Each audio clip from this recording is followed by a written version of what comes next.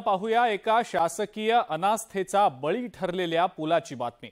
एक दोन नव्हे तर तब्बल 15 वर्षांपासून नंदुरबार जिल्ह्यातल्या धडगाव तालुक्यातल्या अनेक गावांना जोडणाऱ्या सावऱ्या दिगरच्या पुलाचं काम रखडलंय। पुलाअभावी पावसाळ्यात गावकऱ्यांना नर्मदा पात्रातनं जीव घेणा प्रवास करावा लागतोय।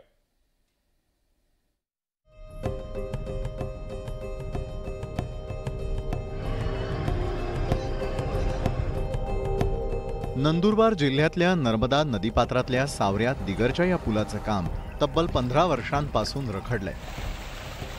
पावसाळ्यात परिसरातील अनेक गावांचा धडगाव तालुक्याशी संपर्क तुटतो, त्यामुळेच सावऱ्या दिगरच्या पुलाचं काम हाती घेण्यात आलं। 2011 साली या पुलाच्या बांधकामाची किंमत 21 कोटी होती। आता हा पूल रखडल्यानं या प्रकल्पाची किंमत 60 कोटींवर गेली आहे। पूल होत नसल्यानं स्थानिकांना आजही नदीपात्र ओलांडून दुसऱ्या गावी जावं लागतंय।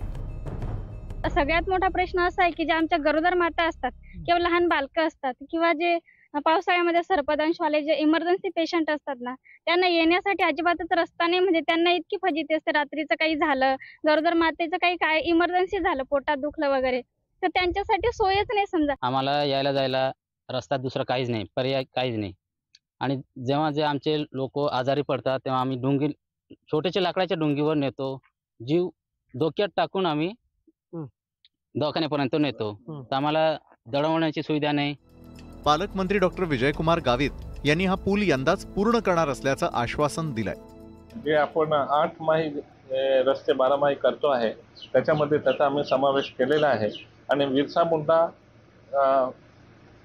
पाडे वाड्या जोड रस्त्याचा जो आमची योजना आहे, त्याच्यामध्ये आम्ही तो घेतलेला आहे। त्यामुळे यावर्षी त्याचं निश्चितपणानं काम सुरू होईल।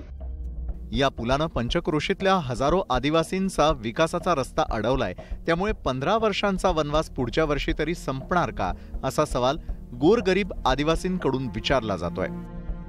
हा सांगाडा प्रशासनाच्या अनास्थेचे सर्व चित्र स्पष्ट करत आहे। खऱ्या अर्थानं बिलगावच्या नंतरून हा जो सावऱ्या दिगरचा पूल आहे, हा कधी बनणार हा प्रश्न खऱ्या अर्थानं ह्या सगळ्या नर्मदाच्या खोऱ्यातले ग्रामस्थ शासनाकडे विचारत आहे।